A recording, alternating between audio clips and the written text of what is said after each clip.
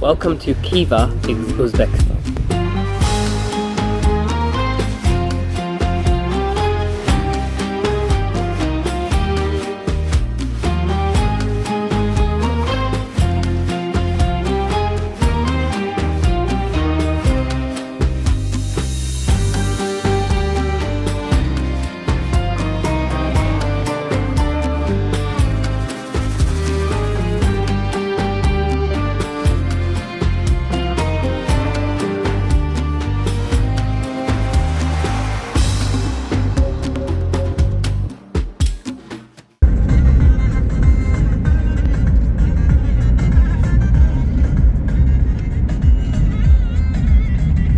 Oh my god. Oh, I'm in shock. Okay, I'm gonna show you. Let's have a look at the hotel.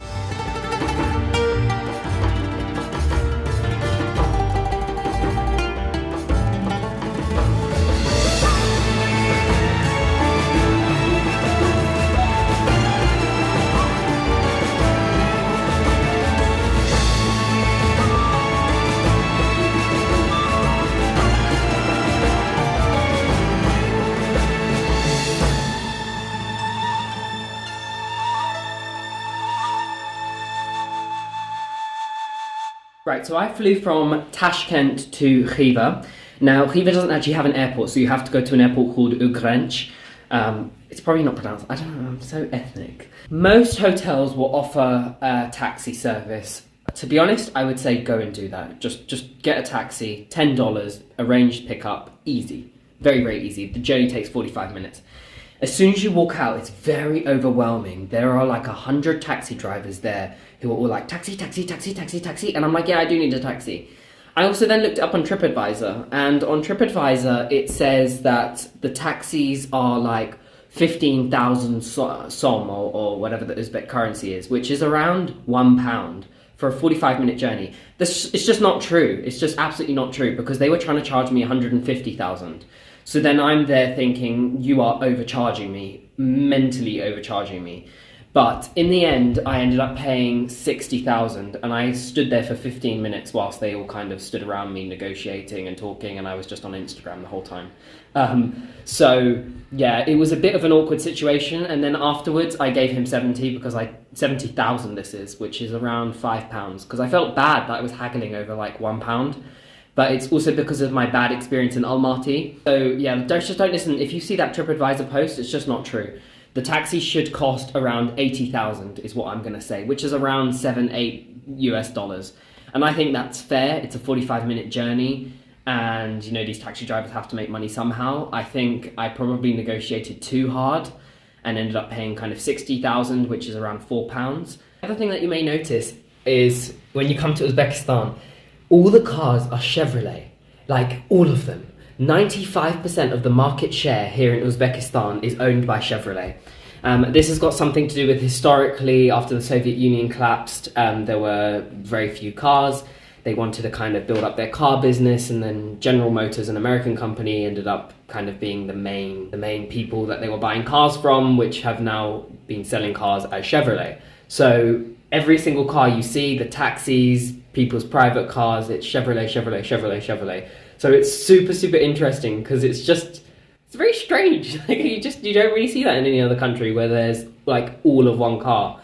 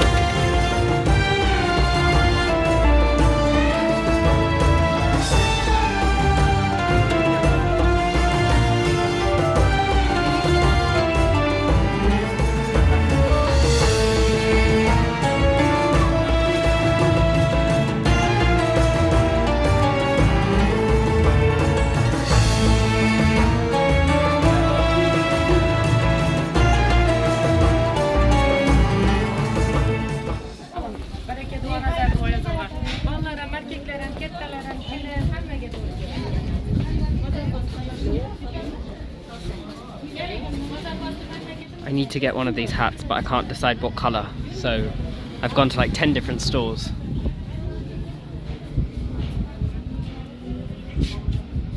Alright, so I'm at a restaurant called Zarafshan. Yeah. These are like aubergine coated salad sushi rolls with Coke, and the Coke is really nice. It's all about the views, it's all about the scenes, all about the atmosphere here in Khiva. Alright, let's try it.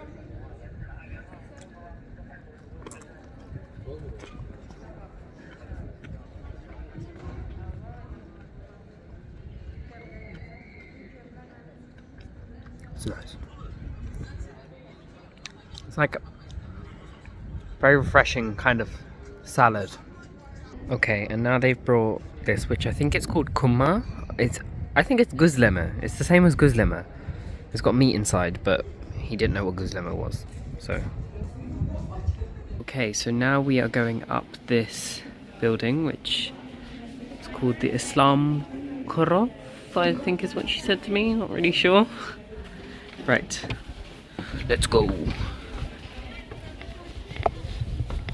So this, basically, for the old city in Khiva, it's kind of all there is to do in Khiva. But it's the most beautiful thing, and the whole city is a UNESCO World Heritage Site, so not complaining about that. However, oh, it's dark. Oh, it's very dark. Maybe I should talk out here. Okay. I don't like it, it's scary. Look at what you guys are doing to me. Okay, let's see how far we can get without me needing a light. Oh God, I've lost sight, guys. Oh my God. Oh, this is, oh no. Oh bloody, okay. I'm gonna stop the video for now. I'll see you guys up there. I need to use my torch. Oh, I see the top. Okay.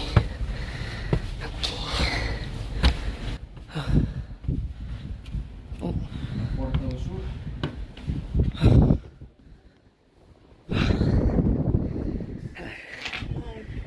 It is a bit annoying that they've got these kind of barriers, so you can't kind of see unless you poke your camera through the hole.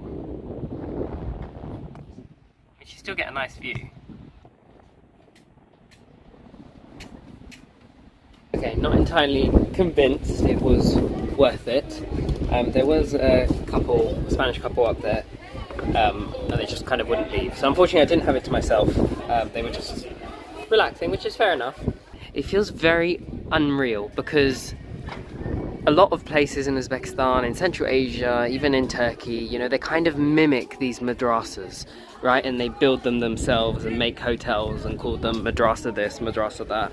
So it kind of feels very unreal to actually be here, to actually see them in person. So it's 100,000 to go up the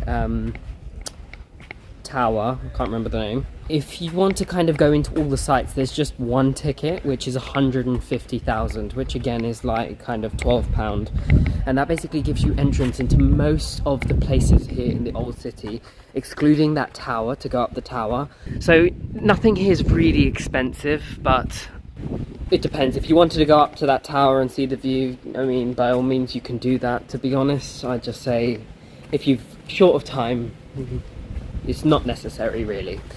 So what we are going to do now is we're just going to stroll, but I am on a mission to find an Uzbek hat, and I just don't know which one to get. So yes, we're going to keep looking until I make a decision.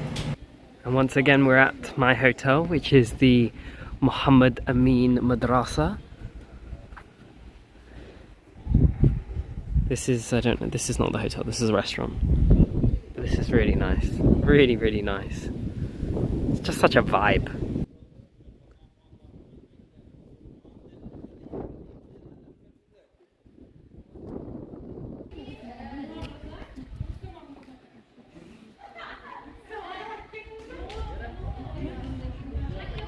So we just left the hotel. It is 4 PM and as you can see, it is empty, completely empty. which is a good thing for me. This is obviously the city wall that runs all the way across and it goes round, and the giant minaret is the most famous kind of part of Khiva, but it's located right on the edge of the city. I'm not sure if many places are going to be open because it gets so hot. Basically, everyone just kind of takes a break midday, so the hours are kind of early morning and I think presumably later in the afternoon, later in the evenings. There's also that one. I did see one in another shop and it was kind of the colours of the Uzbek flag, so that was really nice. So I might end up going back to get that. It's 100,000 som, which is like what, £7? £7.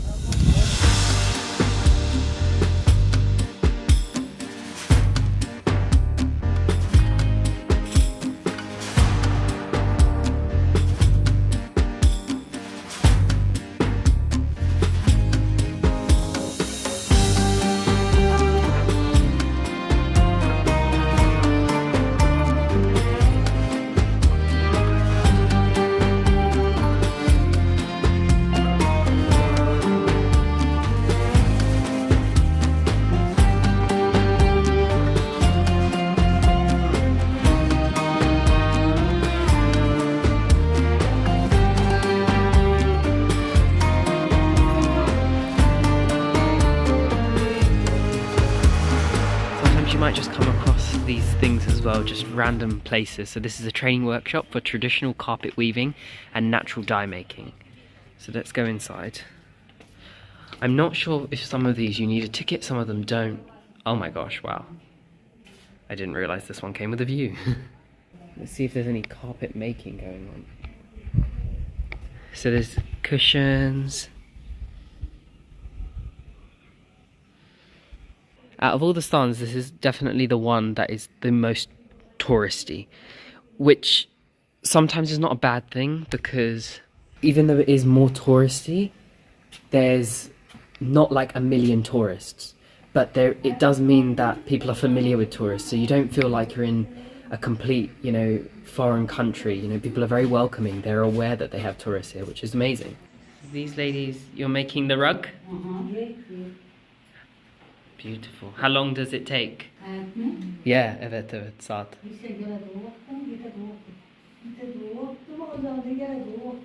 How many days? Kaç gün? 7 days. 8 days. Oh wow. And you are choosing this pattern? You're copying the pattern? Oh wow, beautiful. Oh wow. Same. Aynı. Maşallah. Çok güzel. Germanya, İtalya. Yok. Pakistanlıyım ama Londra'da yaşıyorum. İngiltere'de yaşıyorum. Yok. Zor. Teşekkürler. Çok teşekkürler. Tamam. Kolay gelsin. I love saying the word kolay gelsin. It's a Turkish phrase. I don't know if they understand what I'm saying, but it's a Turkish phrase which basically means may it be easy for you. So kind of, particularly if people are doing work or anything like that, it's like, just I hope it's easy for you. Okay guys, I can't decide, so I've sat down for an ice cream and a Coke to think about it. That is our plan. Khiva, Bukhara, Samarkand, Tashkent. In that order. It's made for us, ladies and gentlemen. I'm not going to buy it, but it's made for us. Right, let's go into one of these shops. Let's have a look. What's this one called? Korachona. Let's have a look.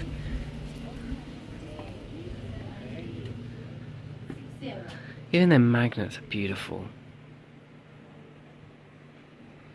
You'll see this guy a lot. I don't know who he is. He's just like your typical Uzbek man.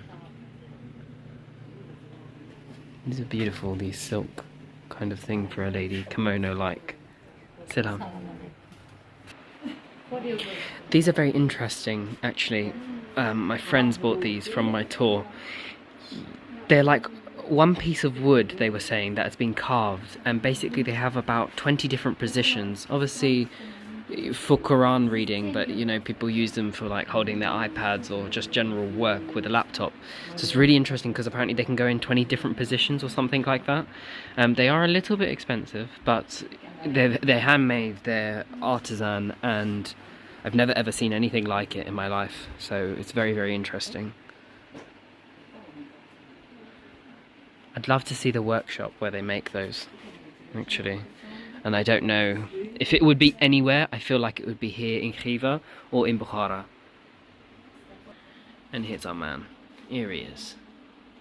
It's the antique designer. Right, ladies and gentlemen, grand reveal. So I bought this one.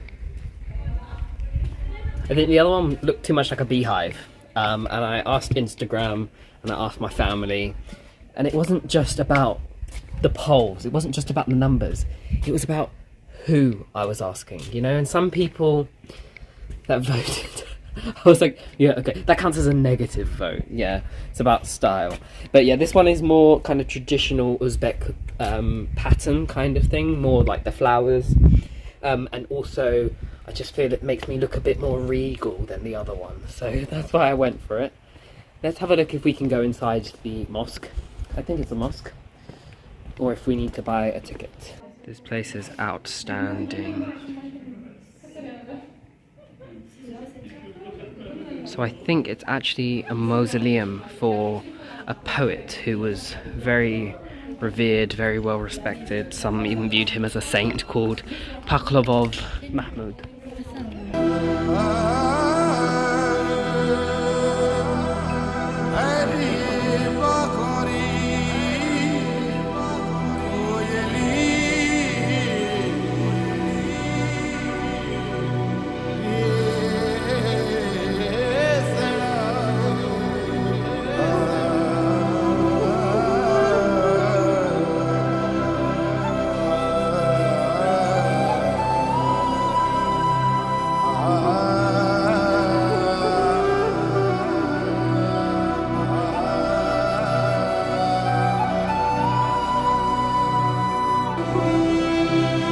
Absolutely stunning inside. If you come to Khiva, you have to pay an extra 25,000, which is around, well, £1.50 maybe, £2. Totally worth it. Absolutely must go inside the mausoleum. It's beautiful.